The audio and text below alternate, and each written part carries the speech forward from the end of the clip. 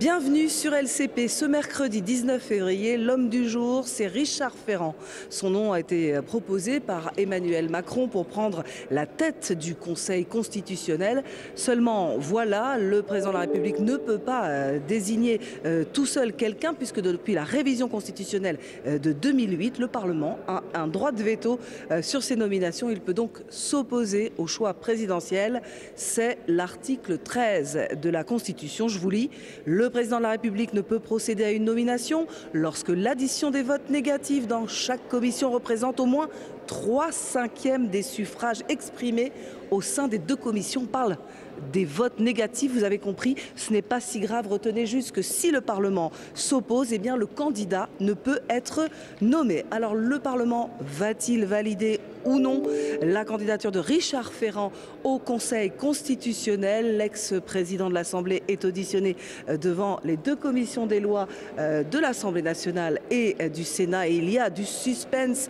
Direction le 6e bureau du Palais Bourbon. C'est là que ça se passe. Mesdames et messieurs les députés, c'est avec émotion, conscience profonde de l'honneur qui m'est fait et humilité que je me présente devant vous. Émotion parce que c'est la première fois que je m'exprime devant la représentation nationale sans pouvoir ajouter mes chers collègues. Et parce que la dernière fois qu'il m'a été donné l'occasion d'intervenir devant votre commission, c'était en 2018, lors du projet de révision constitutionnelle dont j'étais alors le rapporteur général. Depuis, vous le savez, j'ai eu l'honneur inégalable de présider cette Assemblée avant de me retirer de la vie politique à la suite de l'élection de ma concurrente aux élections législatives de 2022. Je remercie Madame la rapporteure d'avoir soulevé un certain nombre de questions auxquelles je répondrai au terme de mon propos. Permettez-moi simplement, pour me présenter, de rappeler que je suis un enfant de l'Aveyron, adopté par la Bretagne.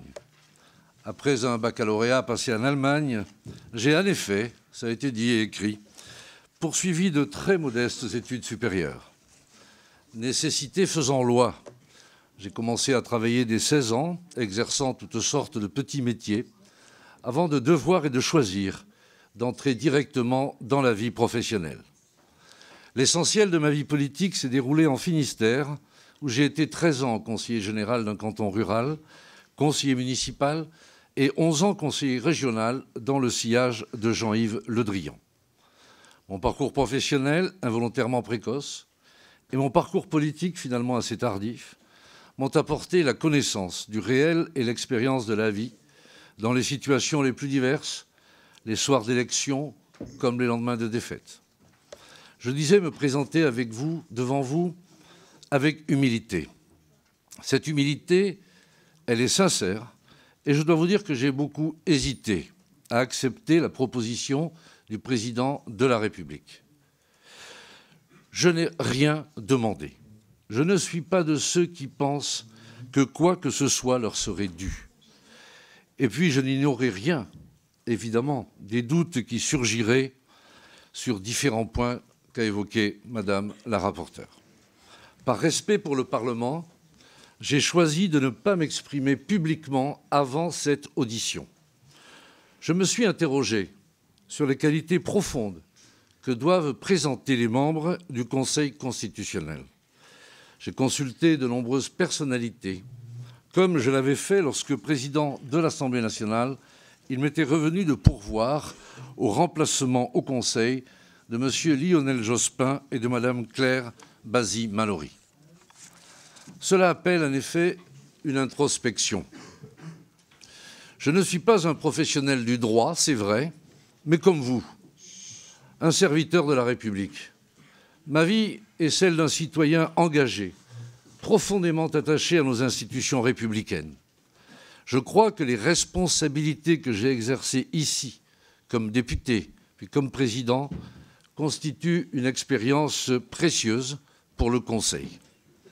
Une expérience de la production des lois, une expérience de la nécessité de la séparation et de l'équilibre des pouvoirs, une expérience des servitudes et des grandeurs de l'État de droit qui est le socle essentiel de nos sociétés démocratiques. Au reste, le Conseil constitutionnel est une institution mixte, aux profils complémentaires, ce qui en fait, j'en suis convaincu, sa richesse et sa pertinence. Ainsi l'ont voulu les pères de la Constitution. La suite a montré combien ils avaient raison, car la dimension politique, non pas du tout en un sens partisan, mais au sens étymologique du souci élevé des choses de la cité, entre dans l'essence même du contrôle de constitutionnalité. La deuxième qualité, sans doute la plus cardinale, est celle de l'indépendance. Chacun sait que le grief de partialité, en raison du mode de désignation de ses membres, est aussi ancien que le Conseil constitutionnel lui-même. Hier, chien de garde de l'exécutif, aujourd'hui, selon que vous serez de telle ou telle sensibilité politique, ces décisions vous le rendront blanc ou noir. Pourtant, si des critiques peuvent légitimement lui être adressées, on ne peut que constater la cohérence historique de sa jurisprudence, quelles que soient les alternances politiques. Et je ne crois pas qu'il soit possible, de bonne foi, d'y déceler une orientation partisane. Cela tient d'abord à la collégialité du Conseil. Chacun compte pour une voix et nul ne saurait imposer ses vues, fût-ce son président, dont il ne faut pas, au demeurant, surestimer les prérogatives. Cela tient ensuite à la nature du mandat, long, unique et irrévocable, ainsi qu'au renouvellement par tiers. Cela tient enfin à la hauteur de vue de ses membres qui, pour ceux qui ont eu des mandats politiques, ont su mettre de côté leurs engagements passés et ne sont en quête d'aucun avenir électoral. Il y a une puissance propre de l'institution qui s'impose à ses membres et fait que la loyauté primordiale à la Constitution l'emporte sur toute autre forme de reconnaissance. Le jour de son investiture comme président du Conseil constitutionnel, Robert Badinter affirma au président Mitterrand, dans une formule restée célèbre, qu'il avait désormais envers lui un devoir d'ingratitude. Cette maxime s'adresse bien sûr à l'ensemble des membres du Conseil, envers l'ensemble des autorités qui les ont nommés. Cette maxime, je la fais mienne. L'indépendance et l'impartialité ne se démontrent pas a priori, mais je veux croire que tous ceux qui ont eu à me connaître au cours de mon parcours politique long de près de 25 ans savent que je suis un républicain avant tout. Je veux croire qu'on me reconnaît d'avoir présidé votre Assemblée avec honnêteté, avec un souci constant de respecter l'ensemble des groupes et tous les élus du peuple français. Au-delà, j'ai toujours été et je reste un homme libre. L'indépendance d'esprit est ma nature et ma culture. Quiconque me connaît le sait. J'ai donc finalement accepté la proposition du président de la République, volontaire pour servir mon pays, servir la République, ses libertés essentielles, son état de droit. Cela suppose évidemment de se dépouiller de ses habits militants. J'y suis prêt. C'est à vous, conjointement avec la commission des lois du Sénat, qu'il vous revient d'approuver ou non cette proposition. Pour la deuxième fois seulement, le Parlement doit se prononcer sur la nomination d'un membre que le président de la République envisage de désigner président du Conseil. C'est là d'ailleurs l'une des avancées démocratiques permises par la révision constitutionnelle de 2008 et sa pertinence est plus grande encore dans le contexte de diversité inédite de l'Assemblée nationale. L'autre réforme de 2008, plus fondamentale encore, est l'introduction de la question prioritaire de constitutionnalité. Elle marque une des évolutions historiques du Conseil constitutionnel, à l'instar de la décision dite liberté d'association de 1971 et de la possibilité donnée en 1974 à 60 députés ou sénateurs de déférer une loi. La QPC, comme l'on dit, a bouleversé l'activité du Conseil constitutionnel en devenant la voix majoritaire du contrôle de conformité des lois. À ce jour, 1028 QPC ont été rendus sur un total d'un peu moins de 2000 décisions relatives au contrôle de constitutionnalité depuis 1958.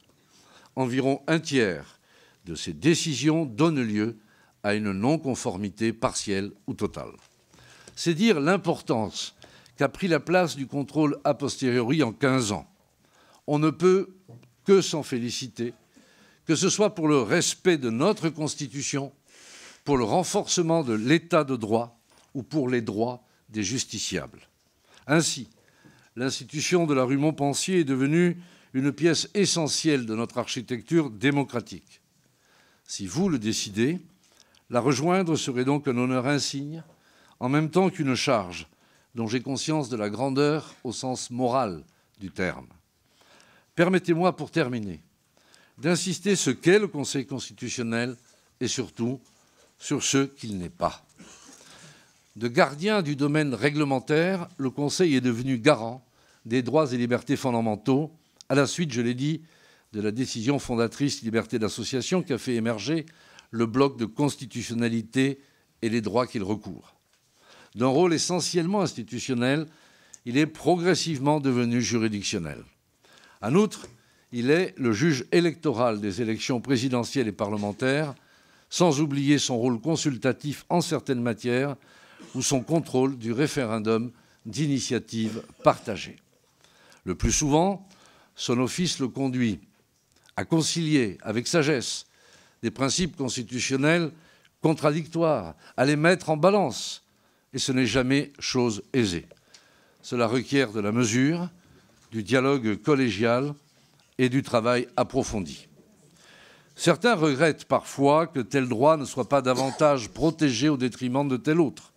Ces débats juridiques et à portée politique sont tous légitimes parce que la manière dont le Conseil constitutionnel opère cette conciliation est discutable par construction. J'observe d'ailleurs que c'est le lot de tout juge des libertés fondamentales. Mais d'autres déplorent parfois la présence de telle ou telle norme dans le bloc de constitutionnalité.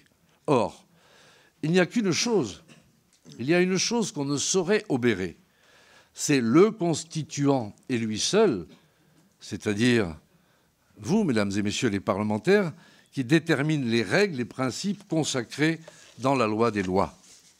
En faisant le choix précurseur, en 2005, d'adosser à la Constitution la Charte de l'environnement, le constituant fait le choix de consacrer des droits en la matière, le cas échéant qui appelle des mesures législatives, et il en va de même pour la QPC. Aussi vrai qu'il est loisible aux législateurs de légiférer à nouveau à la suite d'une décision de non-conformité, le Conseil, ainsi qu'il le rappelle systématiquement, ne dispose pas d'un pouvoir général d'appréciation et de décision de même nature que celui du Parlement. La vocation du Conseil constitutionnel est fondamentalement de faire respecter la Constitution, comme le veut une expression bien connue, il a la gomme, mais il n'a pas le crayon. Il doit toutefois le faire dans la limite stricte des compétences qui lui sont attribuées, conformément à ce que le peuple français a décidé par voie référendaire ou à travers vous, ses représentants, réunis en congrès. Il doit donc se garder de statuer au-delà, sauf à tendre vers ce que nous ne voulons pas, c'est-à-dire un gouvernement des juges. Ni constituant, ni législateur, il n'est pas davantage une sorte de troisième chambre où devrait se poursuivre le débat politique. Au contraire, son rôle est à mon sens d'apaiser, non d'apaiser en cherchant je ne sais quel juste milieu ou des positions de compromis. Apaiser en observant avec constance et, si possible, avec une forme de prévisibilité, les règles constitutionnelles. À cet égard, je salue les progrès qui ont été faits en matière de motivation et d'explication de ces décisions, et il est loin le temps où elles se résumaient à quelques paragraphes, le plus souvent très sibyllins. Je crois néanmoins possible d'aller encore un pas plus loin, que l'on songe par exemple à la jurisprudence relative aux cavaliers législatifs. C'est souhaitable parce qu'il est toujours utile de faire partager notre Constitution qui demeure, pour citer le doyen Louis Favoreux, l'idée de réalisation de l'État de droit. C'est nécessaire parce que la compréhensibilité de sa jurisprudence est la première condition de son acceptation. Mesdames et messieurs les députés, je mesure pleinement l'ampleur de la mission. Je sais ce qu'elle suppose d'oubli, des engagements passés, d'abnégation, d'impartialité, en un mot, de sagesse. Je m'engage à défendre notre Constitution et à servir la République avec rigueur, intégrité et indépendance. Et je suis naturellement, Monsieur le Président, Mesdames et Messieurs les députés, à votre disposition, puisque la décision vous appartient. Merci. Vous voulez répondre, Monsieur Ferrand? Oui, c'est ce que vous aviez indiqué. Allez-y, je vous en prie. Il y a même la rapporteure, après quoi nous passerons aux différentes questions. Madame la rapporteure a soulevé 4 points sur lesquels, en complément des réponses que j'ai pu donner dans le questionnaire qui vous a été transmis, comme vous l'avez indiqué, Monsieur le Président, souhaitez m'interroger sur 4 points. Le premier a trait à l'impartialité. L'impartialité objective, si je puis dire, du Conseil, elle tient à sa collégialité. Il y a 9 membres, de sorte qu'il n'y en a aucun qui fasse la pluie ou le beau temps. Vous m'avez interrogé sur la nomination d'autres membres. J'ai regardé ça récemment. Il est fréquent que des autorités de nomination se retrouvent à siéger avec des personnalités qu'elles ont pu nommer. Je songe par exemple au président Giscard d'Estaing, au président Chirac, lorsqu'ils siégeaient, ou même à Jean-Louis Debré, qui, un lundi, avait nommé un membre et le mardi s'était retrouvé lui-même nommé. C'est ainsi. On ne peut pas amputer une autorité de nomination de son capacité de nomination parce que des circonstances ultérieures font que l'on puisse se retrouver avec des personnes que l'on a soi-même nommées. Mais avoir nommé quelqu'un ne signifie pas installer un lien de dépendance ou de vassalité entre celui qui a été nommé et celui qui a nommé. Donc je pense que là encore, il faut faire confiance à la sagesse des uns et des autres et au fait que lorsque l'on nomme une personnalité, ce n'est pas quelqu'un qui vous doit quoi que ce soit. Président de l'Assemblée nationale, je dois avoir procédé à une vingtaine de nominations. Je n'ai jamais eu aucune relation d'aucune nature avec les personnalités que j'étais amené à nommer. Quand je dis une vingtaine, ce n'est pas au Conseil constitutionnel, naturellement, mais dans différentes institutions ou autorités indépendantes. Ensuite, vous vous inquiétez de l'hypothèse où je pourrais demain siéger avec l'actuel président de la République. D'abord, je note que ses 2 prédécesseurs directs, M. Sarkozy, après un temps, a décidé de ne plus siéger, et le président Hollande, vous le savez bien, également ne siège pas. J'ignore naturellement quelles sont les intentions du président de la République au terme de son mandat, mais ce que je peux noter, c'est que M. Debré a siégé aux côtés de M. Chirac et même du président Giscard d'Estaing. Ensuite, vous redoutez une politisation des choses, des décisions. Je vous ai dit ma conviction sur ce sujet et je viens de l'exprimer devant mesdames et messieurs les députés. Le président Fabius, dans une interview qu'il a donnée en mai 2024, a lui aussi encouré ce reproche, ou l'a encouru. Et il a fait observer que sur les retraites, on a considéré, je cite le président Fabius de mémoire, que le Conseil avait pris une décision de droite, et sur l'immigration, qu'il avait pris une décision de gauche. Donc, c'est ce que j'ai essayé de dire dans mon propos. Selon les décisions que prend le Conseil constitutionnel, telle ou telle sensibilité politique peut être frustrée ou fâchée ou déçue de la décision qui est prise. Vous évoquez ensuite, Madame la rapporteure, des saisies en off. Alors ça, c'est pour moi une nouveauté. En tout cas, je n'ai jamais été adepte du off. Quand je m'exprimais dans la presse, je signais mes propos.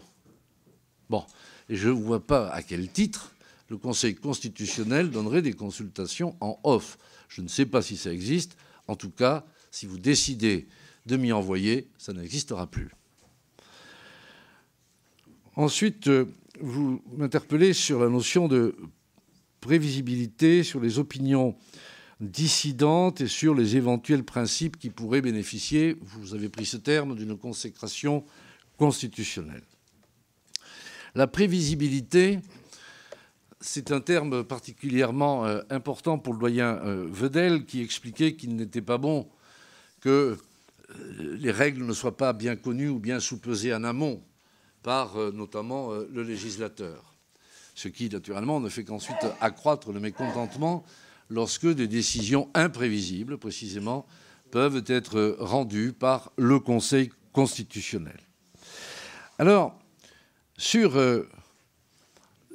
cette dimension de cavalier législatif, on sait bien, et j'ai quelques souvenirs, que l'article 45 de la Constitution donne au président de commission le rôle de faire en sorte que les différents amendements ou dispositifs qui risqueraient d'être qualifiés d'inconstitutionnels soient évités en amont. Et ensuite, en séance, cela revient à la présidence de l'Assemblée nationale. Et puis, il arrive parfois que, nonobstant ces deux, je ne sais pas comment il faut les appeler, barrages ou modes de discussion, eh bien, des dispositions filent. Et parfois, d'ailleurs, on les laisse filer. Et en espérant que le Conseil constitutionnel fera son travail. Ce qui, une fois encore, ne devrait pas être ainsi fait. Sur les opinions dissidentes, Madame la rapporteure, je vois bien les termes du débat. On pourrait estimer que, au fond, comprendre quels ont été les débats entre les membres permettrait de fouiller l'explication juridique, de voir les termes du débat, de les rendre publics et de mesurer quels ont été les termes du débat. À cela, je vois donc ces avantages apparents et je comprends que l'on puisse défendre ce point de vue. Je ne suis pas de cet avis. Je ne suis pas de cet avis pour plusieurs raisons. D'abord, il y a une tradition française qui fait que le secret des délibérés dans toutes les juridictions est total. Et cela remonte au XIVe siècle par une ordonnance de Philippe le Long. C'est vous dire que c'est plus qu'une tradition, c'est véritablement cela a une ascendance historique très prononcée. Et d'abord, donc, toutes nos juridictions collégiales se prononcent ainsi. Et je crois qu'il est important que lorsqu'une décision est prise, elle soit celle du collège.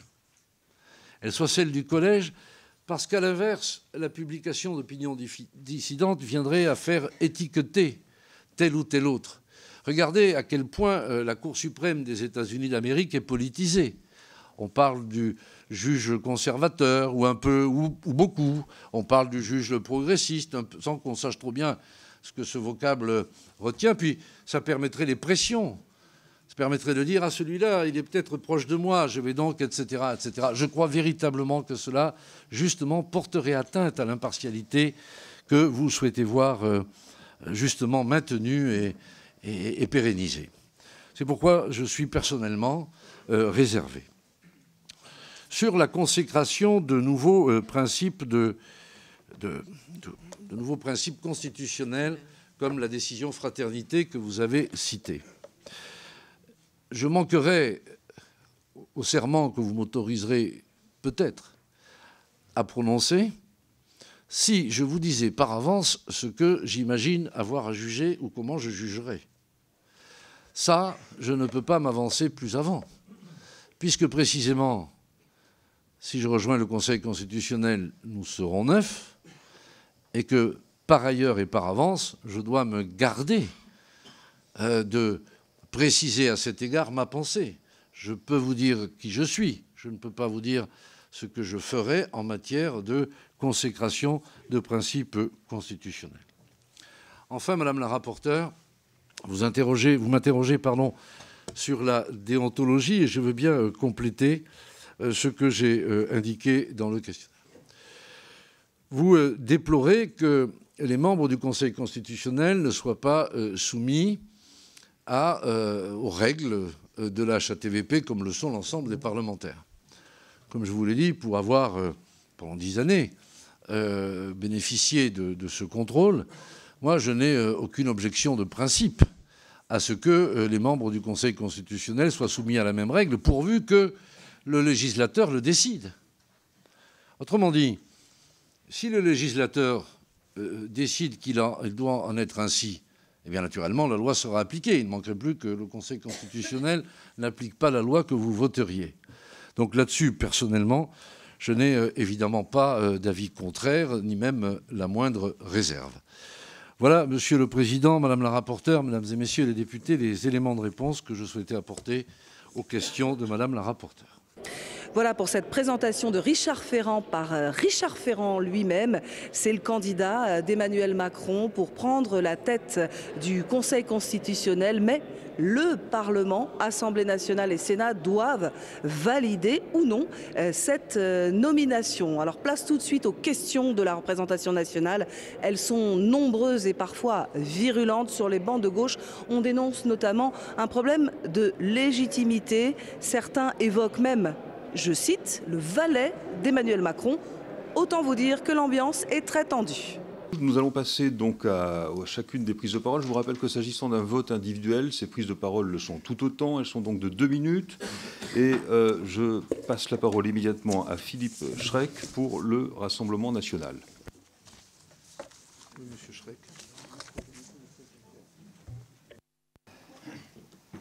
Oui, Monsieur le Président, chers collègues, nous auditionnons ce matin la personnalité choisie par le Président de la République pour siéger au Conseil constitutionnel. Et ce choix nécessite, sinon l'aval de notre commission, à tout le moins son absence de rejet. Il va sans dire que le choix du Président de la République, d'une personnalité politique proche de son camp, et c'est rien de le dire, ne peut satisfaire le groupe Rassemblement national. Néanmoins, par respect pour les institutions, nous avons choisi de nous focaliser ce matin, pas tant sur votre passé que sur votre manière d'envisager cette fonction ô combien importante. Et je précise, cela a été publiquement rappelé, que mon groupe, dans le cadre d'une opposition constructive, attend ces auditions et singulièrement vos réponses pour acter son vote. J'en viens à ma question. Monsieur Ferrand, le Conseil constitutionnel a par le passé pris des décisions qui sont apparues pour beaucoup de Français aller au-delà de ses compétences, qui est de vérifier la conformité des textes à la Constitution. Ce faisant, il a pu devenir un véritable constituant. J'illustre mon propos par la décision du 6 juillet 2018 sur le concept de fraternité, décision dont la portée a créé du droit constitutionnel sans l'aval du peuple français et de ses représentants. Je n'imagine pas en effet que lorsque le peuple français a avalisé la Constitution en septembre 1958, il imaginait une telle interprétation de l'un des mots de la devise de la République. Vous avez quelque peu évité la question sur ce sujet de Madame la rapporteure, donc je la repose. Ma question est simple. Considérez-vous que le peuple, ou dans l'état actuel du droit, le Congrès, peut être un constituant? Je vous remercie. Merci. Stéphane Mazard, pour le groupe Ensemble pour la République. Merci, Monsieur le Président. Le Conseil constitutionnel joue un rôle fondamental dans notre démocratie. Il est chargé de contrôler la conformité des lois au bloc de constitutionnalité. C'est une tâche que nous, législateurs, nous connaissons parfaitement, puisque c'est le cadre que nous nous imposons déjà à notre niveau dans le travail d'élaboration de la loi. Dès lors, le Conseil constitutionnel s'est toujours enrichi de l'expertise acquise par d'anciens parlementaires, qu'ils soient députés ou sénateurs. Monsieur Richard Ferrand, vous avez cette expérience pour avoir été député de 2012 à 2022, et vous avez même eu la responsabilité de présider un groupe parlementaire pendant plus d'1 an, et surtout de présider notre Assemblée de 2018 à 2022. J'ai eu l'honneur d'être député de votre groupe et d'exercer mon mandat sous votre présidence, et j'ai pu personnellement mesurer vos qualités professionnelles et apprécier vos valeurs humaines. Le Conseil constitutionnel est aussi juge de l'élection et votre long parcours d'élu local et d'élu national est également un gage d'expérience utile pour cette juridiction. Notre histoire institutionnelle récente démontre qu'il y a une continuité cohérente entre la présidence de l'Assemblée nationale et celle du Conseil constitutionnel, puisque vos prédécesseurs Laurent Fabius et avant lui Jean-Louis Debré ont tous deux siégé au perchoir avant d'accéder à de telles responsabilités. Par ailleurs, avec les choix opérés par les présidents du Sénat et de l'Assemblée nationale, avec les personnalités de Laurence Wisniewski, ancienne magistrate et ancienne membre de la commission des lois, et Philippe Bas, ancien président de la commission des lois du Sénat et conseiller d'État, on peut relever, avec vos 3 personnalités, une diversité et une complémentarité de profil au service de l'institution de la rue de Montpensier, dans le cadre du renouvellement d'un tiers de ses membres. Enfin, pour ceux qui préfèrent les diplômes à l'expérience, je citerai Alain Juppé, homme d'État s'il en est, et qui connaît aujourd'hui parfaitement le Conseil constitutionnel, qui disait « Avoir à l'intérieur du Conseil des hommes et des femmes qui ont eu l'expérience du gouvernement et du Parlement, c'est un gage de compétence ». Aussi, vous l'aurez compris, le groupe Ensemble pour la République votera en faveur de votre nomination à la présidence du Conseil constitutionnel. Et pour terminer, Monsieur Richard Ferrand, je souhaiterais vous interroger sur un sujet qui fait régulièrement débat dans notre pays et sur lequel, en 2018, vous vous étiez prononcé en tant que parlementaire, à savoir la suppression de la présence de droit des anciens présidents de la République au sein du Conseil constitutionnel. Maintenez-vous aujourd'hui cette position ou avez-vous désormais un autre avis? Merci. La présidente Mathilde Panot pour la France Insoumise. Merci, Monsieur le Président. Monsieur Ferrand, le Président de la République vous place dans une situation inconfortable. Pourtant, pour Emmanuel Macron, vous êtes le choix de confort. Il en va ainsi en monarchie présidentielle. Les courtisans doivent souffrir les humeurs et les caprices prétendument géniaux de l'Élysée. Caprice de la dissolution d'abord, caprice du refus des résultats des urnes ensuite.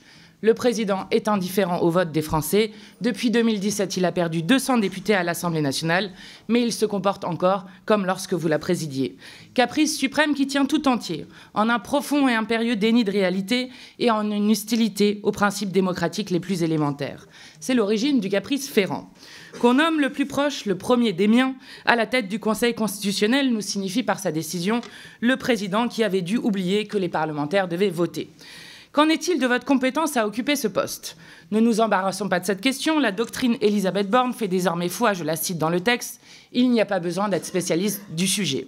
Une telle maxime pourrait par ailleurs être inscrite au fronton d'un Conseil constitutionnel qui est connu pour motiver ses décisions de façon particulièrement sibylline et dont la composition unique au monde exonère ses membres de toute qualification. L'aspect caricatural de votre nomination nous porte à une interrogation fondamentale. Qui peut croire que de telles règles de nomination garantissent un quelconque contrôle du pouvoir? Le problème de votre présence ici est qu'elle résulte à la fois d'un caprice et d'une situation de crise du régime. En Macronie, on hésite entre les fonds de tiroir et les vieux maréchaux d'Empire. Nous nous opposerons à votre nomination car nous nous opposons au piétinement du vote des Français. Nous nous opposons à votre nomination comme à Emmanuel Macron, qui ne saurait en aucun cas prétendre, comme vous le suggériez, à un troisième mandat. Voici venue la fin de règne, voici venu le temps de la fin de la Ve République, voici venir la Sixième République, et avec elle la démocratie. Madame Céline Thibault-Martinez pour le groupe socialiste. Mes chers collègues, dans la sérénité et l'apaisement, la parole est à Céline Thibault-Martinez pour le groupe socialiste et apparenté. Monsieur le Président, Madame la rapporteure, chers collègues, merci, collègues. La nomination des membres du Conseil constitutionnel soulève une question essentielle, celle de l'indépendance de cette institution, garante de notre État de droit. En janvier 2023, alors que le projet de loi sur les retraites venait d'être déposé à l'Assemblée nationale, Elisabeth Borne, alors Première ministre, publiait une photo aux côtés de Laurent Fabius, président du Conseil constitutionnel, pour saluer son travail. Or, le principe de séparation des pouvoirs exige que le Conseil constitutionnel reste une instance impartiale, en charge du contrôle de conformité des lois à la Constitution, et non un organe de conseil du gouvernement, rôle qui revient au Conseil d'État. Pourtant, je rappelle que depuis 2019 et la nomination d'Alain Juppé, de l'ex-ministre Jacques Mézard et du sénateur François Pillet, cette impartialité est de plus en plus contestée. Votre parcours, Monsieur Ferrand, est marqué par une fidélité constante au président de la République. Secrétaire général d'En Marche, ministre au sein du gouvernement d'Édouard Philippe, président du groupe LREM, puis président de l'Assemblée nationale. Vous avez repris tout à l'heure l'expression de Robert Badinter qui revendiquait un devoir d'ingratitude envers ceux qui l'avaient nommé. Vous sentez-vous capable d'un tel détachement? À cette question de l'indépendance s'ajoute celle de la compétence. La France fait figure d'exception en Europe. C'est l'une des rares démocraties où les membres du Conseil constitutionnel ne sont pas nécessairement des juristes. Que pensez-vous de la présence au Conseil constitutionnel des anciens présidents de la République? Les discours d'extrême droite remettent en cause les principes fondamentaux de notre Constitution prolifèrent. Samedi, Donald Trump faisait un pas de plus vers l'autoritarisme lorsqu'il déclarait que celui qui sauve son pays ne viole aucune loi. En France, il est essentiel que le juge constitutionnel incarne une autorité impartiale et incontestable. Il en va de l'existence même de notre État de droit. Monsieur Ferrand, comment, selon vous, le Conseil constitutionnel peut-il répondre à cette nécessité de crédibilité et d'indépendance renforcée? Je vous remercie. Merci. La parole est à Olivier Marleix pour le groupe Droite républicaine. Merci, Monsieur le Président. Monsieur le Président Ferrand, le devoir d'ingratitude, comme l'appelait Georges Vedel, ne peut pas être qu'une bonne intention. Il doit être garanti par des qualités d'indépendance, de rigueur, d'intégrité manifestées auparavant, seul à même à faire échapper aux soupçons de connivence. Moi, j'ai 5 questions à vous poser pour nourrir ce que vous avez appelé votre introspection. Premièrement, est-il exact, comme l'écrivent M. Davet et Lhomme, que convoqué par la Cour de justice de la République, vous avez fait relire par la présidence de la République votre projet de témoignage, ce qui serait une drôle de conception de la séparation des pouvoirs. Ferez-vous de même avec les projets de décision du Conseil constitutionnel? 2. Vous comparez souvent votre nomination à celle de Jean-Louis Debré. Quand il est nommé en mars 2007, personne ne peut douter que M. Debré sera totalement indépendant à l'égard de Nicolas Sarkozy. Mais surtout, Jean-Louis Debré avait 10 ans de carrière de magistrat derrière lui. Pouvez-vous nous en dire un peu plus sur votre formation juridique et ces fameuses 2 années de droit dont on entend parler? 3. Pouvez-vous nous rassurer sur votre lecture de l'article 6 de la Constitution qui limite à 2 le nombre de mandats du chef de l'État et n'ouvre sans doute aucun doute sur ce point? 4. Vous dirigez depuis 2022 une société de conseil, Messidor, qui aurait notamment travaillé pour Accenture sur le projet de loi d'encadrement des cabinets de conseil. La loi de 2016 oblige les cabinets de conseil à déclarer leur activité à la HATVP dans les 3 mois qui suivent l'exercice comptable. Or, malgré 800 000 € de chiffre d'affaires en 2023, vous n'avez pas déclaré la moindre activité à la HATVP. Pouvez-vous nous expliquer au nom de quelle analyse vous estimez bon de ne pas appliquer la loi?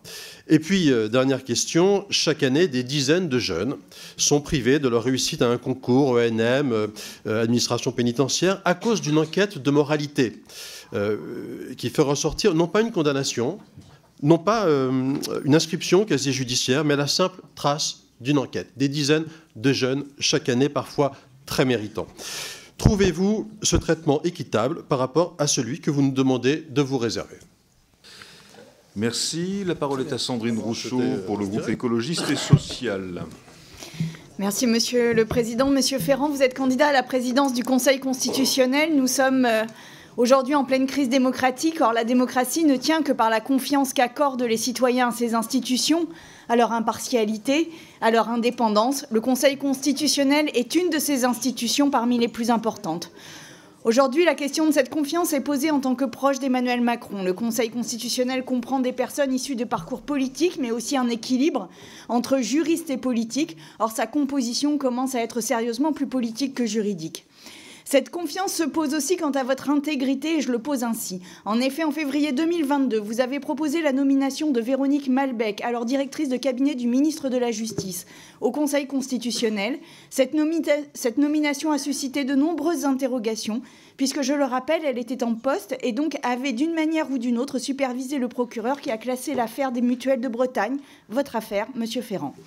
Vous avez, par ailleurs, été un acteur clé de la réforme constitutionnelle de 2018 qui visait à renforcer les pouvoirs de l'exécutif et avait été impliqué dans la discussion autour d'une révision constitutionnelle qui permettrait au président de la République de briguer un 3e mandat, proposition que vous avez publiquement soutenue dans les médias. Comprenez que vous pouvez être un candidat en mission présidentielle plus qu'un candidat garant de nos institutions. Enfin, le Conseil constitutionnel est en charge de décider des conditions et de valider la tenue de référendums. On se souvient qu'Emmanuel Macron, dans son rapport contrarié à la démocratie, et notamment dans son volet parlementaire, a annoncé qu'il recourrait au référendum. Dans le moment de glissement rapide et inquiétant vers les thèmes portés par l'extrême droite que nous vivons, que penseriez-vous d'un référendum sur la question de la suppression du droit du sol? Merci. La parole est à Philippe Latombe pour le groupe Les Démocrates. Merci, Monsieur le Président. Monsieur le Président Ferrand, le groupe démocrate est particulièrement attentif à la hiérarchie des normes et à la capacité de la Cour suprême à dire le droit sans être contesté ou livré à la vindicte populaire. À ce titre, comment voyez-vous le fait que le législateur se dispense de plus en plus de prendre en compte la jurisprudence du Conseil dans ses travaux et au contraire intègre de plus en plus des dispositions manifestement inconstitutionnelles, à charge pour le Conseil de prendre en charge l'annulation de ces dispositions ex post, s'attirant les foudres d'une opinion populaire que les parlementaires n'ont pas voulu affronter? Dans un ordre différent, mais touchant encore à la hiérarchie des normes, comment voyez-vous dans vos futures responsabilités l'application de la décision de la Cour de justice de l'Union européenne du 26 septembre 2024, dite Energotnica, qui décide qu'un juge national n'est pas tenu d'appliquer une décision de sa Cour constitutionnelle qui enfreint le droit de l'Union? Vos réponses à ces questions intéressent tout particulièrement les commissaires aux lois, fréquemment confrontés à ces questionnements et parfois, je l'avoue, un peu seuls en séance pour tenter de trouver des écritures efficaces et constitutionnelles. Je vous remercie. Merci. La parole est à Naïma Mouchou pour le groupe Horizon et Indépendants. Merci, Monsieur le Président. Monsieur Ferrand, votre proposition de nomination s'inscrit dans un contexte, c'est vrai, où de manière récurrente, des questions d'indépendance et d'impartialité se posent, dans le cadre de nos institutions en général, et en particulier s'agissant du Conseil constitutionnel. La réalité, c'est que ces préoccupations ne sont pas nouvelles. Elles sont même très anciennes. Elles datent de l'installation du Conseil constitutionnel par le général de Gaulle, qui y avait placé, d'ailleurs à l'époque, un de ses lieutenants. Elles sont liées au mode de désignation du président du Conseil. On se souvient, en 1995, de la nomination de Roland Dumas et des questions d'éthique qui s'étaient déjà posées.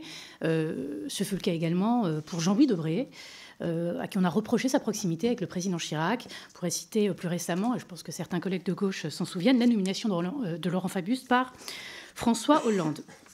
Ce qui est important de dire, c'est que ces critiques n'ont pas trouvé d'écho dans la pratique, parce que ce qui nous intéresse, c'est la pratique du Conseil. On se souvient que c'est Roland Dumas qui a validé les comptes de campagne de Jacques Chirac, que c'est Jean-Louis Debré qui a invalidé les comptes de campagne de Nicolas Sarkozy. Et c'est important parce que ça démontre aussi que c'est la fonction qui fait l'homme, finalement, et que le Conseil constitutionnel n'est pas, ce sont des raccourcis, un instrument du pouvoir rendant des décisions, on le voit, parfois contraires aux attentes des autorités en place. C'est un sujet sensible, la nomination du président, comme la composition du Conseil constitutionnel en général. Mais ça souligne aussi que l'indépendance de ses membres ne peut pas être jugée à l'aune seulement des parcours politiques, mais à l'aune des décisions qui sont rendues et de la pratique institutionnelle. Ma question est de savoir comment vous matérialiserez ce devoir d'ingratitude que vous avez évoqué. Comment est-ce que vous garantirez l'indépendance du Conseil constitutionnel ? Comment vous assurerez cette séparation nette entre ce qui a été votre parcours politique et la responsabilité institutionnelle qui sera la vôtre? J'y ajoute une question importante, puisque souvent, et ici même à l'Assemblée nationale, est dénoncé le rôle croissant du Conseil constitutionnel sur le pouvoir législatif. Comment veillerez-vous à ce que le Conseil reste dans son rôle sans empiéter sur le pouvoir du Parlement? Merci. La parole est à Harold Huvar pour le groupe Lyot. Non? Alors, qui pour le groupe Lyot? Un grand moment d'indécision, mais je vous en prie, prenez le temps de la consultation. Alors, y a-t-il un orateur pour le groupe Lyot? Non, Olivier Marleix a déjà eu la parole, mes chers collègues. Bien. Pour le groupe GDR, par conséquent, Elsa Faucillon. Merci, Monsieur le Président. Monsieur Ferrand, au groupe de la gauche démocrate et républicaine, nous souhaitons rappeler combien nous sommes viscéralement attachés aux garanties qui peuvent permettre d'assurer aux citoyens et aux citoyennes l'indépendance et l'impartialité politique des membres du Conseil constitutionnel. Nous considérons à cet égard que les règles de nomination actuelles des membres du Conseil constitutionnel ne permettent pas d'apporter ces garanties à nos concitoyens. Mais nous considérons en plus que la proposition de votre nom serait coûteuse pour la confiance de nos concitoyens dans notre Constitution. Monsieur Ferrand, vous avez été battu lors des élections législatives de 2022. Avant cela, vous avez été mis en examen en 2019 par 3 juges d'instruction pour prise illégale d'intérêt. L'affaire a été classée sans suite le 13 octobre 2017 par le parquet de Brest, dirigé par Véronique Malbec, alors procureure générale près de la Cour d'appel de Rennes et aujourd'hui membre du Conseil constitutionnel, dont la nomination fut d'ailleurs proposée par vous-même. Eu égard à ces éléments, nous considérons que votre nomination pourrait entacher d'un doute quant à l'impartialité de l'institution, ce qui serait contraire aux exigences de la Cour européenne des droits de l'homme, selon lesquelles l'indépendance et l'impartialité des membres du Conseil constitutionnel doivent non seulement être irréprochables, mais également être perçues comme telles par l'opinion publique. Ces derniers jours, d'éminents professeurs de droit, notamment dans plusieurs tribunes, ont vivement critiqué votre éventuelle nomination en estimant qu'elle ne s'intègre ni dans une exigence de compétences techniques, ni dans une impartialité, objective comme subjective, vous plaçant au-dessus des contingences politiques. En réalité, à nos yeux, votre nomination serait le symbole d'une pratique politique où des postes à haute responsabilité sont attribués en fonction de la proximité politique avec des intérêts et des faveurs en jeu. Et j'en termine par dire que rien que le fait de vous être dit favorable à un 3e mandat d'Emmanuel Macron crée un doute important chez nos concitoyens. Et dans la crise de régime que nous traversons, nous ne pouvons pas nous le permettre.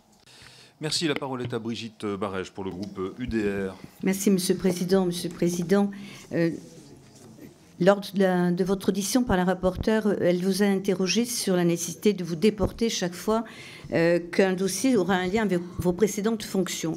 Je ne reprendrai pas toutes les fonctions électives que vous avez exercées jusqu'au plus haut niveau de la présidence de l'Assemblée. Moi, je voudrais vous parler à mon tour de déontologie.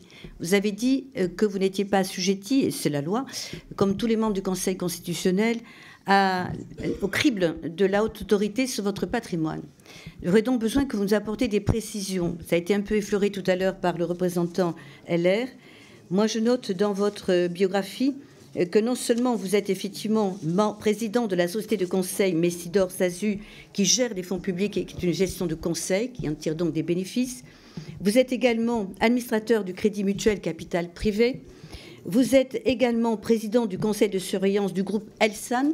Pour ceux qui ne savent pas ce que le groupe Elsan, c'est un groupe qui gère 212 hôpitaux privés et centres.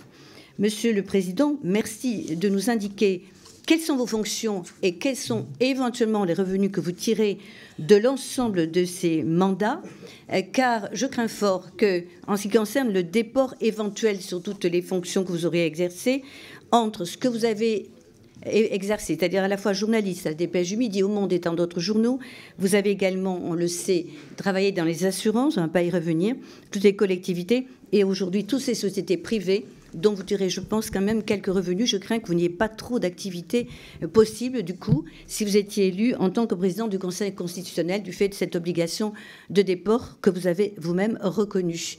Je vais essayer de répondre à l'ensemble des questions dans l'ordre où elles ont été posées. Monsieur Schreck interrogeait sur la décision dite fraternité du Conseil constitutionnel. D'abord, on peut s'étonner qu'il ait fallu attendre si longtemps pour découvrir de donner une portée juridique à ce terme qui est au cœur de notre Constitution et qui est au fronton de toutes nos mairies et qui fait partie de la devise nationale. Mais quelle est la portée de cette décision dite fraternité? D'abord, elle confirme que le fait d'aider des personnes qui veulent entrer dans notre pays dans des conditions illicites est bel et bien un délit. Mais qu'à l'inverse, je ne sais pas s'il faut dire à l'inverse d'ailleurs, mais secourir, accueillir, nourrir, vêtir des personnes qui sont en grand dénuement, y compris lorsqu'elles sont en situation irrégulière, fait partie de cette fraternité qui est rattachée à un élément du bloc de constitutionnalité qui est le préambule de 1946, qui garantit un certain nombre de droits sociaux et de droits notamment liés à des politiques de solidarité nationale.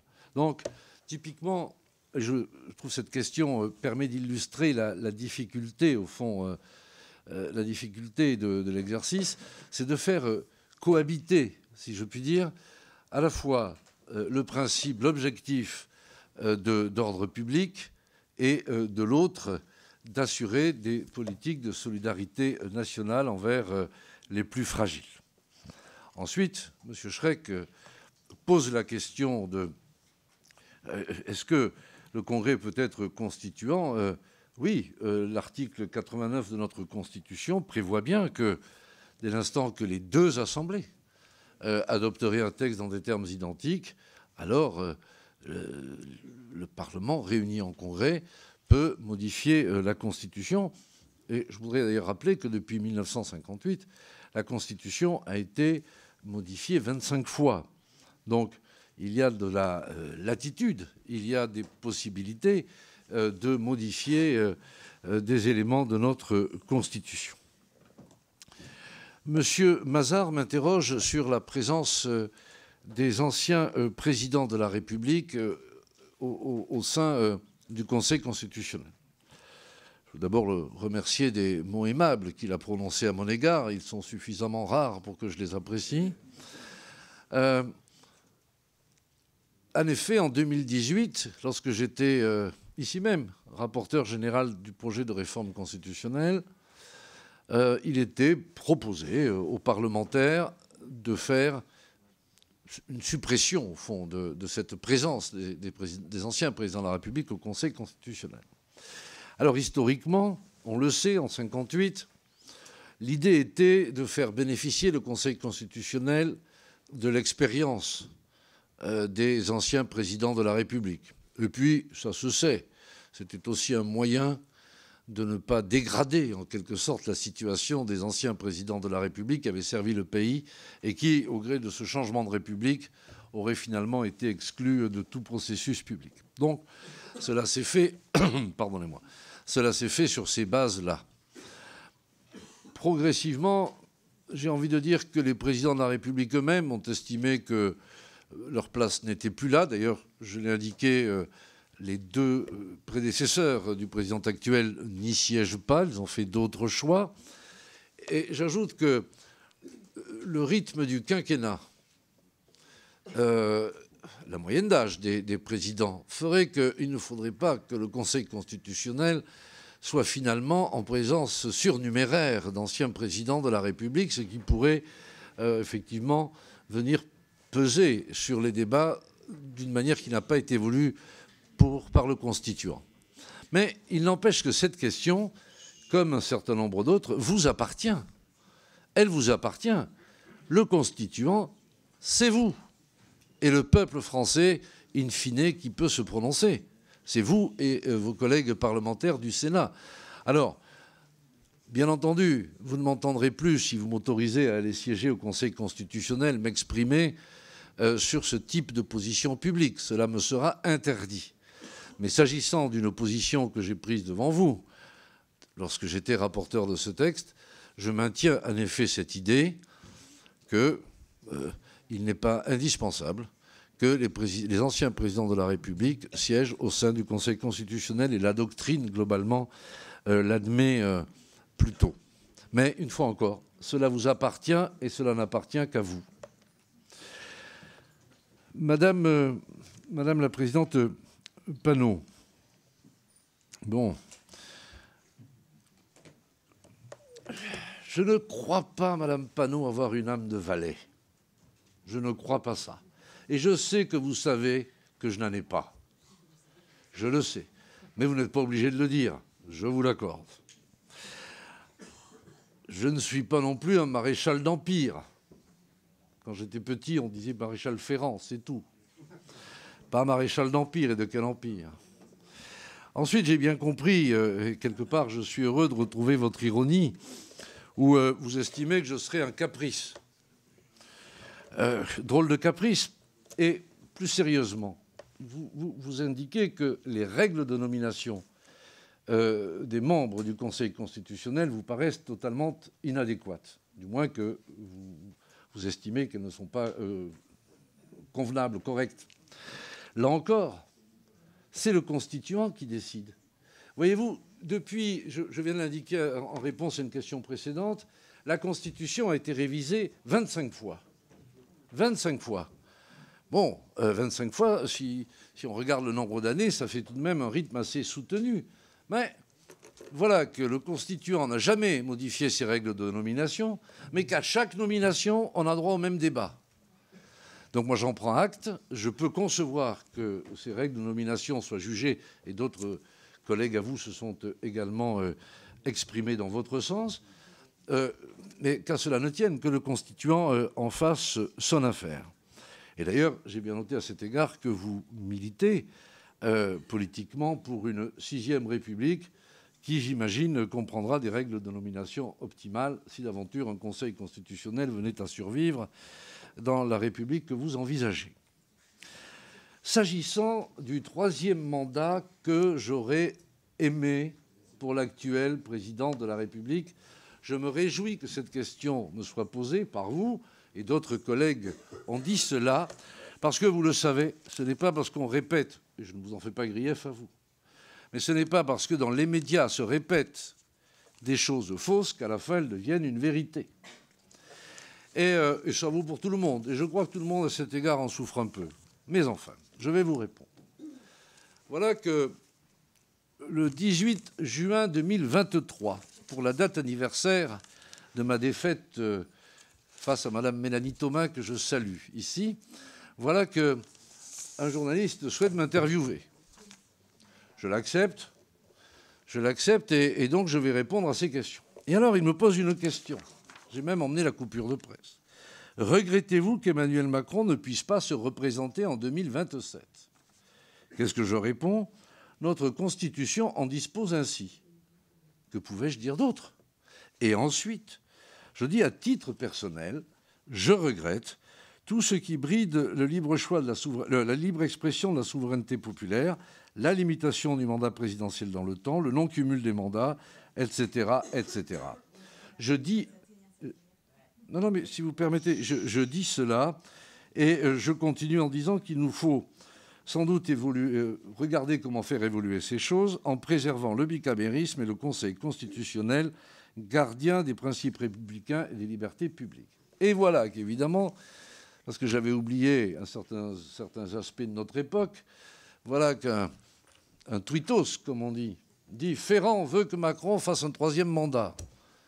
Bon, je me dis, tout ça n'est pas bien grave, il y en a un qui n'a pas compris. Mais ça s'est enflammé comme ça le fait aujourd'hui, vous connaissez tout ça. C'est épouvantable. Et à partir de là, la paresse, je ne parle pas ici, mais la paresse intellectuelle du colportage de la rumeur et de la fake news fait que cela s'est répandu. J'ai même entendu récemment des journalistes interviewer un certain nombre d'entre vous pour dire « Alors, est-ce que ce postulant au Conseil constitutionnel vous convient ?» Et la réponse était « Pensez donc non, il veut un 3e mandat pour Macron. » Mais non d'une pipe, je n'ai jamais affirmé ça. Je connais l'article 6 de notre Constitution. Et naturellement, il s'appliquera au président actuel comme il s'appliquera à d'autres, sauf modification si le constituant que vous êtes le décide. Donc je vous remercie, Madame Panot, de m'avoir permis de tordre le cou, en effet, à ce qui n'a jamais été ma pensée ni mon désir.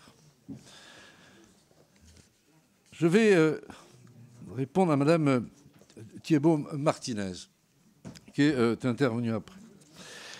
Madame Thiébaut-Martinez fait valoir un doute sur mon indépendance du fait de la proximité connue avec le président de la République. Alors, vous savez, n'attendez pas de moi le reniement de Saint-Pierre. Je ne vais pas vous dire 3 fois que je ne le connais pas. Ce serait inexact et mensonger. Mais accepter l'idée que avoir partagé des engagements ne crée pas nécessairement un lien de vassalité. Sinon, vous, mesdames et messieurs les députés, qui êtes des citoyens engagés, élus, qui appartenaient à des organisations politiques, qui ont souvent un ou une leader, avez-vous le sentiment d'être des vassaux de ceux qui dirigent vos mouvements politiques? Je ne le crois pas. Et pourquoi moi le serais-je plus que vous? Et n'ai-je pas démontré, lorsque je présidais cette Assemblée, mon indépendance vis-à-vis du pouvoir exécutif? Je m'adresse à ceux qui siégeaient alors. Alors évidemment, Madame Thiébaut-Martinez, l'indépendance ne peut se contrôler qu'a posteriori, par les actes qui sont posés. Mais je vous l'accorde, et je n'ai en garantie à vous offrir que mon passé politique, qui est le meilleur témoin, je le crois, de cette indépendance d'esprit. Vous savez, avant de venir devant vous, j'ai regardé comment avaient été traitées les différentes nominations antérieures, qui finalement avaient suscité au moins autant de violence médiatique qu'à l'heure actuelle, ce qui m'a surpris. Songez que lorsque Robert Badinter, illustre personnage, a été nommé, plusieurs voix se sont élevées pour considérer que sa nomination rabaissait la France. Lorsque Jean-Louis Debré a été nommé, je vous engage à relire ce que Pierre Mazeaud en pensait. Ce n'était pas des gerbes de compliments. Et chaque fois, ces polémiques-là existent. Alors, et chaque fois, la question peut être posée sur l'honnêteté intellectuelle des uns et des autres. Pour ma part, je vous ai dit sur quoi reposer ma crédibilité et j'espère là-dessus pouvoir vous convaincre. Monsieur Marlex pose un certain nombre de questions. Monsieur Marlex, je n'espère pas vous convaincre.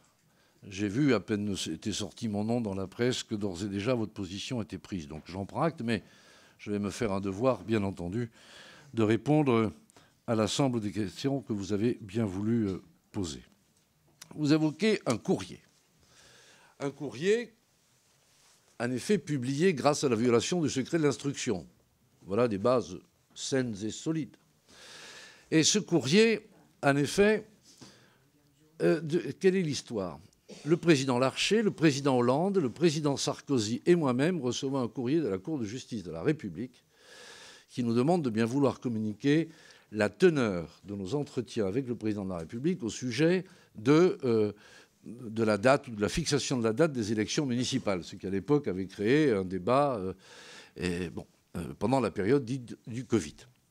Je ne vous cache pas que vous me parlez d'indépendance, je n'entendais pas évidemment qu'une seconde on puisse nous demander quel type d'échange ont pu avoir les présidents d'Assemblée avec le président de la République et ses prédécesseurs.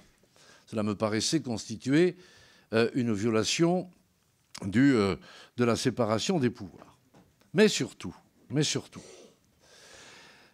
c'est que c'était une manière habile de contrevenir à l'article 67 de la Constitution, qui fait que pendant la durée de son mandat, le président de la République ne peut être entendu, ni même par substitution.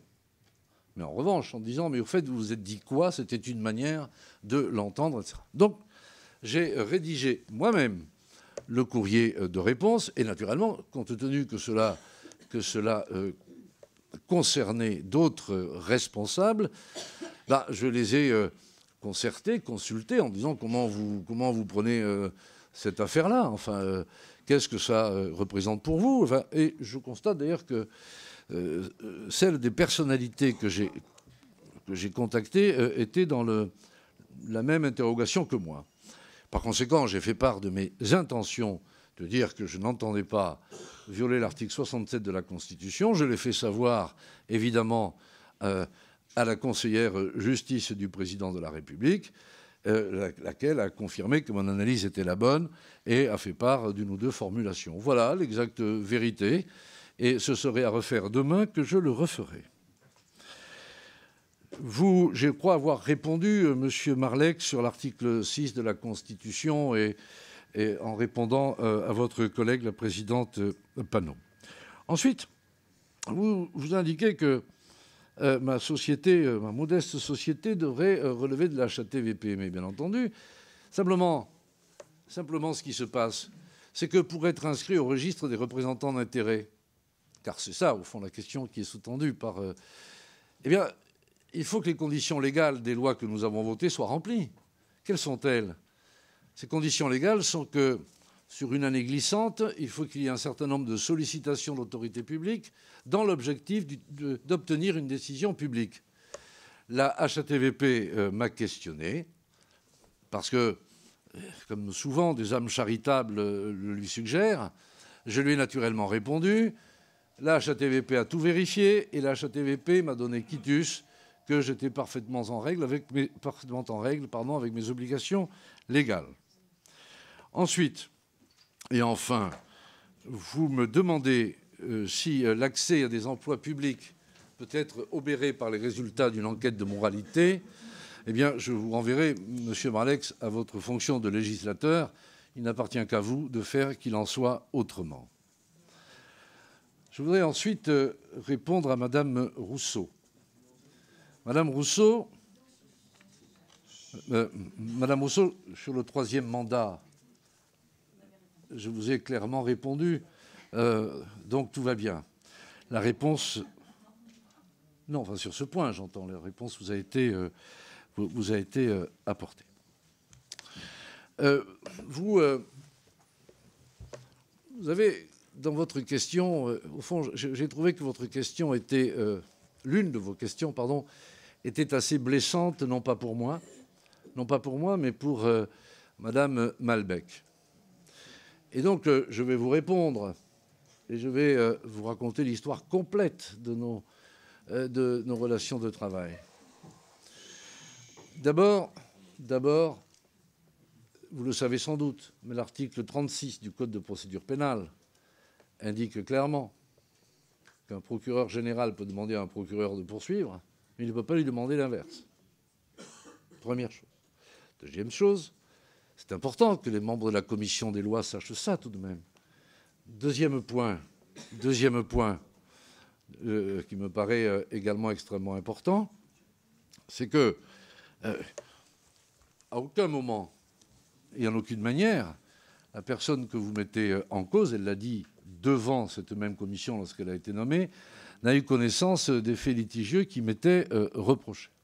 Et vous indiquez qu'elle aurait classé ce qui m'était reproché, qu'elle supervisait le classement. Alors ça, d'abord, c'est inexact, c'est faux en droit. Et puisqu'ici on fait du droit, hein, autant se le dire. Ensuite, je voudrais vous rappeler quelque chose, Madame Rousseau. C'est que trois décisions ont été prononcées pour indiquer que les faits litigieux n'avaient ni de qualification pénale et donc ne devaient pas être poursuivis. C'est la Cour d'appel de Douai et ensuite la Cour de cassation. Et je n'ai pas l'impression que Mme Malbec ait été une parquetière itinérante, ni même, si vous voulez, que la Cour d'appel de Douai et la Cour de cassation soient parvenues aux mêmes conclusions que le procureur initial, simplement par la main secrète de je ne sais qui. Et outre le fait que ce que vous dites est donc finalement imprécis, mais profondément blessant, c'est une atteinte à l'honneur à une femme qui a été la première femme secrétaire générale du ministère de la Justice. C'est une femme qui a été procureure générale de la Cour d'appel de Versailles. Et ensuite, comment ai-je fait sa connaissance?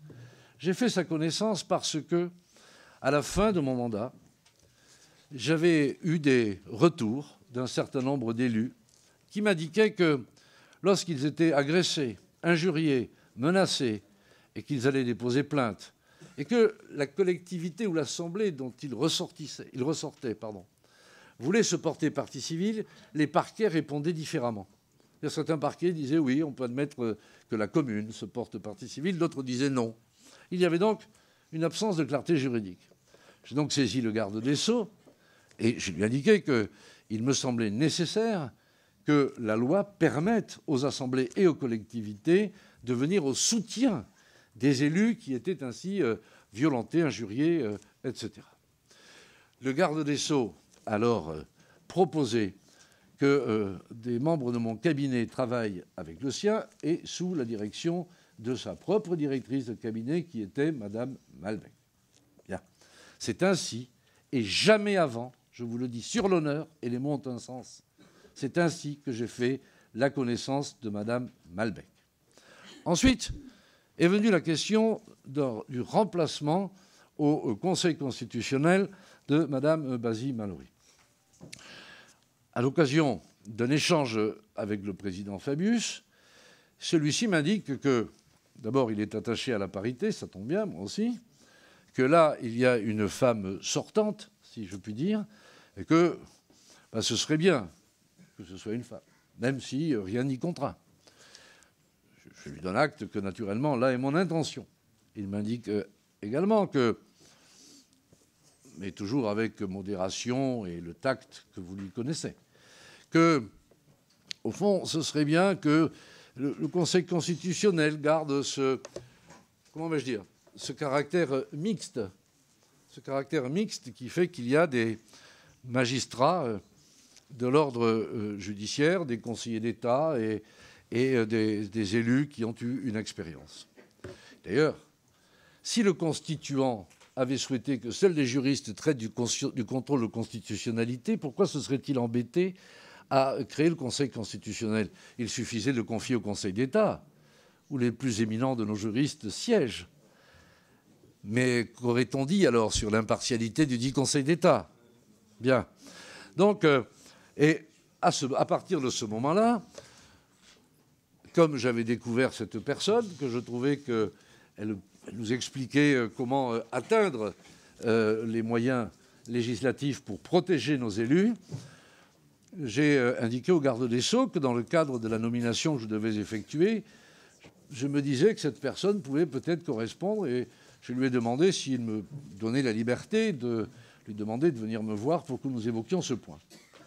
Elle est donc venue me voir, je lui ai fait part de mon songe, si je puis dire, et je lui ai demandé si, le cas échéant, c'était une mission, etc., qui pourrait convenir à ses compétences et si elle voulait s'engager à servir la République dans ce cadre-là. Elle m'a demandé naturellement une quinzaine de jours de réflexion. Elle m'a ensuite demandé si ma proposition, enfin, si mon questionnement devenait réellement une proposition. Je le lui ai confirmé et elle a confirmé, accepté alors cette nomination. Et naturellement, elle est venue devant la commission des lois de l'époque, laquelle a approuvé son choix. Mais je voudrais insister sur un point. Nous sommes ici à la commission des lois. Nous sommes ici, ça a été dit par plusieurs orateurs, très attachés à des éléments fondamentaux de notre droit. Parmi ceux-là, il y a clairement la présomption d'innocence, bien sûr, pour tous, mais aussi l'autorité de la chose jugée. Et je trouve un peu extravagant, en quelque sorte, que l'on puisse mettre en cause, d'une certaine manière, l'autorité de la chose jugée, parce que ce qu'elle représenterait ne conviendrait pas à tout le monde. Mais il me semble qu'il est très important, surtout ici où vous êtes des spécialistes, d'avoir ceci à l'esprit. Monsieur Latombe. Monsieur Latombe. Pardon, madame ? Oui, vous m'avez posé une question de savoir, c'est exact, si la suppression du droit du sol était envisageable par référendum, ce qui revient à m'interroger sur le fait de savoir si d'aventure cette initiative était prise, quelle serait ma position future. Et comme je l'ai dit à madame la rapporteure tout à l'heure, je commettrai une trahison du serment que je prêterai si vous acceptez ma nomination, en disant par anticipation comment je me positionnerai sur ce sujet. C'est pourquoi, évidemment, je ne peux pas, madame la députée, répondre à votre question. Monsieur Latombe, voilà, je vous cherchais. Au fond, la première partie de votre question est un reproche, si j'ai bien compris, au fait que, consciemment et volontairement, des dispositions législatives anticonstitutionnelles seraient produites, et on les laisserait produire, pour qu'ensuite ce soit le Conseil constitutionnel qui soit, si vous me passez l'expression, la voiture balai, et qu'ensuite le Conseil constitutionnel subisse en effet des vifs reproches. C'est bien ça, monsieur. Par conséquent, ce que je crois, c'est que, mais cela ne me concerne plus et ne me concernera pas demain, quoi que vous décidiez, c'est qu'en effet, l'article 45 soit convenablement mis en œuvre au niveau des commissions, puis au niveau de la séance, pour éviter précisément qu'il y ait des débordements qui conduisent au phénomène que vous avez décrit. C'était le premier point, je crois, de votre question. Le second point est relatif, au fond, au contrôle de conventionnalité et des interactions entre le droit de l'Union européenne et notre droit. D'abord, nous avons tous à l'esprit que depuis la décision dite IVG du Conseil constitutionnel, ce sont les juridictions de l'ordre administratif ou de l'ordre judiciaire qui sont les juges de la conformité des lois aux traités. Le Conseil constitutionnel est, lui, le juge de la conformité de la loi à la Constitution. Ainsi sont construites les choses. Vous souleviez un point récent, une jurisprudence récente, qui tendrait à laisser penser que la Cour de justice de l'Union européenne, je crois que c'est cela que vous avez cité, monsieur Latombe, estimerait que, au fond, les décisions du Conseil constitutionnel, si je traduis en français la crainte que vous avez pour l'ensemble des autres pays, eh bien qu'il y aurait une sorte d'inversion de la hiérarchie des normes. Alors là-dessus, les choses sont extrêmement claires. Dans notre ordre juridique, évidemment que c'est la Constitution qui est au sommet de la pyramide. Évidemment. Et que, par conséquent, une cour, fût-elle européenne, ne peut pas juger que des dispositions constitutionnelles françaises seraient en quelque sorte, on pourrait les éviter, enfin, pour reprendre l'exposé que vous avez fait. Là-dessus, il existe ce que l'on appelle le dialogue des juges, qui se fait en parole et parfois sans parole.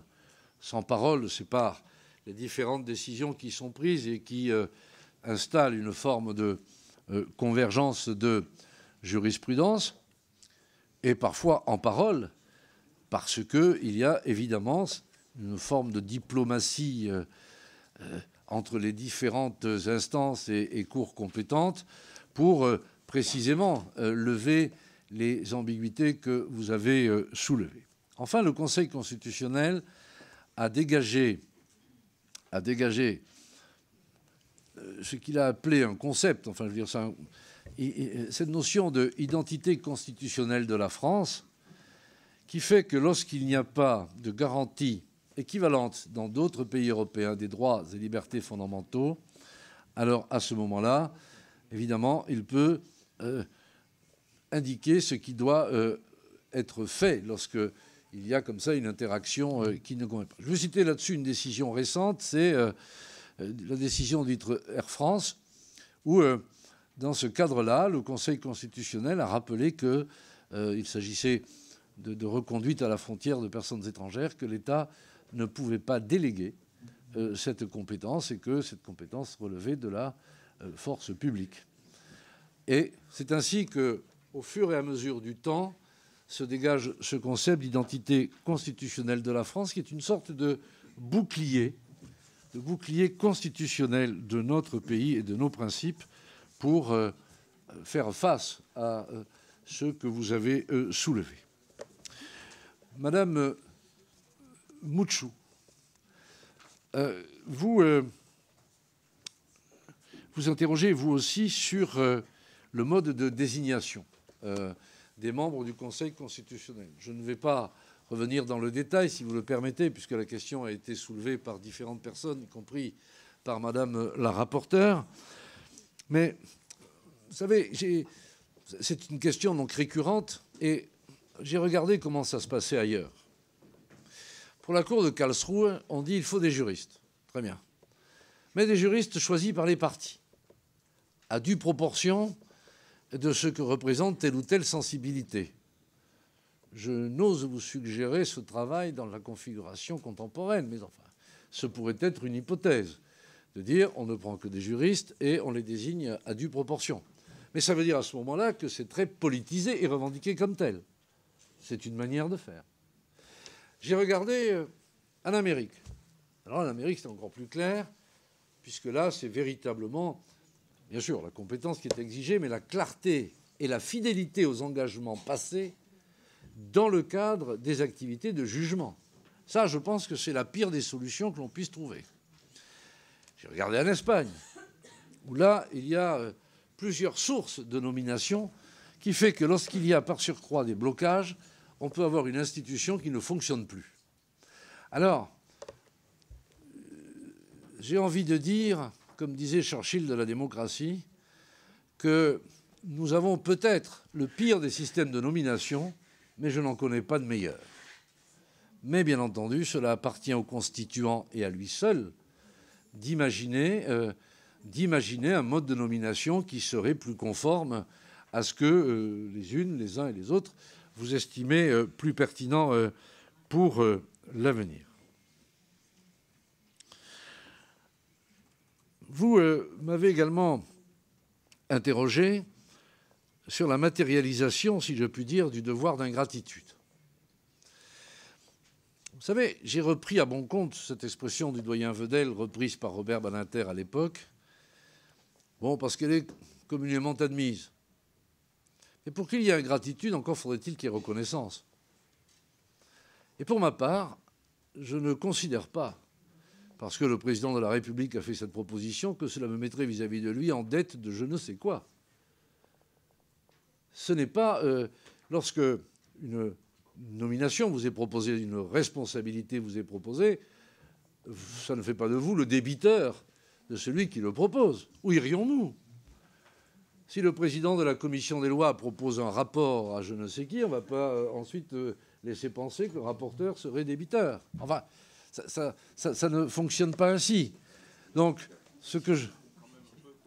Ah, ça, M. Bernalicis, je vous laisse... Mais en tout cas, cela ne crée pas de dette. Par conséquent, oui, devoir d'ingratitude, bien sûr, mais surtout devoir de liberté et d'indépendance, sans qu'il soit même question de gratitude ou d'ingratitude. C'est cela l'exigence profonde et c'est cela la mission des membres du Conseil constitutionnel.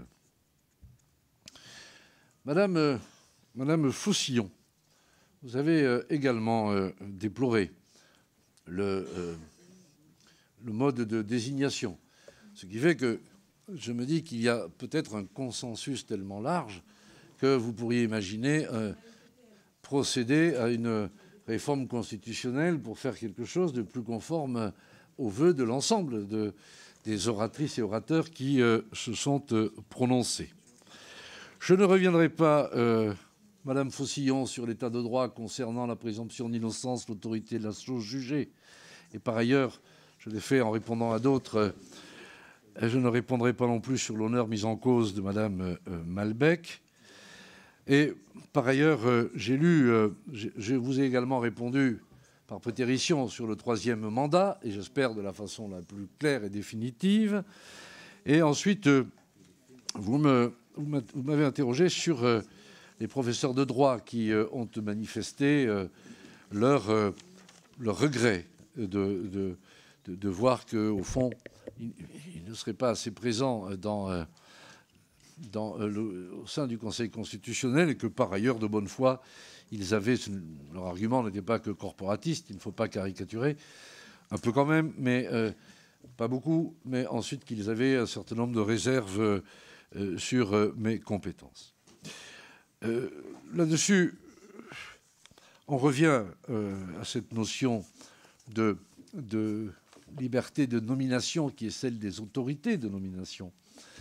Vous voyez, on dit il faut attendre, ne plus avoir de mandat, etc. Pourquoi pas Je crois que le président du Sénat s'apprête à nommer un sénateur en exercice. M. Fabius lui-même était ministre en exercice lorsque M. Hollande l'a nommé. Alors, le temps de la sagesse lui fait dire qu'il faut qu'il y ait un délai entre le moment où l'on est en activité politique et où l'on sort. Donc, c'est en tout cas une des suggestions qu'il fait. Donc là encore, le débat reste très ouvert. Madame Barège m'avait interrogé sur différents aspects. D'abord, madame, les règles de déport sont extrêmement strictes au sein du Conseil constitutionnel. Et pour vous donner les précisions sur mon activité professionnelle, question tout à fait légitime, qui ne me gêne pas du tout, à partir du jour où le président de la République a fait connaître sa proposition, j'ai fait en sorte qu'un administrateur judiciaire ait la main sur l'ensemble de l'entreprise que j'ai créée, avec mission, si je devais être nommé au Conseil constitutionnel, de la dissoudre. C'est le premier point. Le deuxième point, vous avez, j'ai cru entendre, mais j'ai peut-être mal entendu, vous avez indiqué que j'avais des clients publics. Ce n'est pas le cas. Je n'ai pas... Bon, je l'avais entendu comme ça. En tout cas, je voulais apporter cette précision. Et bien entendu, au Conseil constitutionnel, il y a des incompatibilités qui fait que, évidemment, vous devez cesser toute activité, sauf, dit-on, activité littéraire, scientifique ou universitaire. Donc, évidemment que je me conformerai sans délai si vous veniez à me nommer à ces prescriptions. Et c'est pourquoi, d'ailleurs, d'ores et déjà, un administrateur en mandat de procéder éventuellement à cette liquidation et que j'ai évidemment suspendu l'ensemble des missions et contrats de travail depuis le contrat de prestation, depuis le 10 février, avec prévenance que je les romprai, je les résilierai tous si votre décision devait m'être favorable. Voilà, Madame la députée, ce que je pouvais vous indiquer, en vous disant d'ailleurs que je saurais donner toutes les indications au secrétariat général du Conseil constitutionnel si vous choisissez de m'y nommer, afin non seulement que je sois en capacité de m'alerter moi-même, mais que aussi par vigilance, si une QPC venait à surgir avec un éventuel partenaire avec qui j'ai travaillé, eh bien entendu, je me déporte. Et d'ailleurs, là-dessus, je l'ai mentionné dans la réponse à Madame la rapporteure, c'est qu'il y a un progrès qui a été fait, qui n'existait pas avant que M. Fabius ne l'organise. C'est que lorsque quelqu'un se déporte, cela est noté et avec la décision apparaît qui sont les personnes qui se sont déportées. Et il existe également une procédure de réquisition ou de récusation, pardon, où un requérant peut demander pour tel ou tel motif que tel ou tel membre soit éventuellement récusé. C'est ensuite examiné par le collège, etc.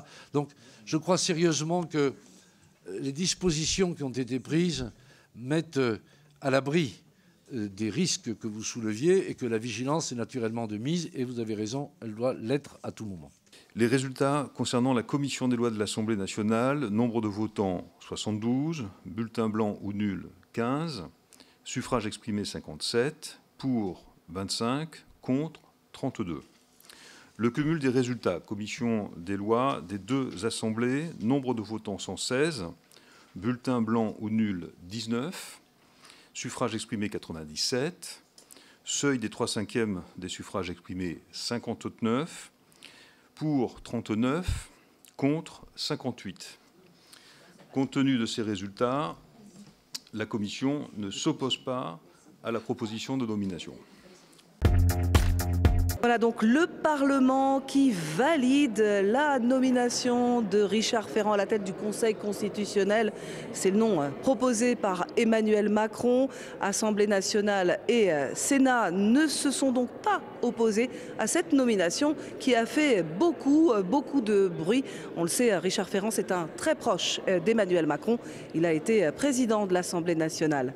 La séance est levée. On se retrouve très vite sur LCP pour voir ou revoir une autre séance parlementaire. À bientôt.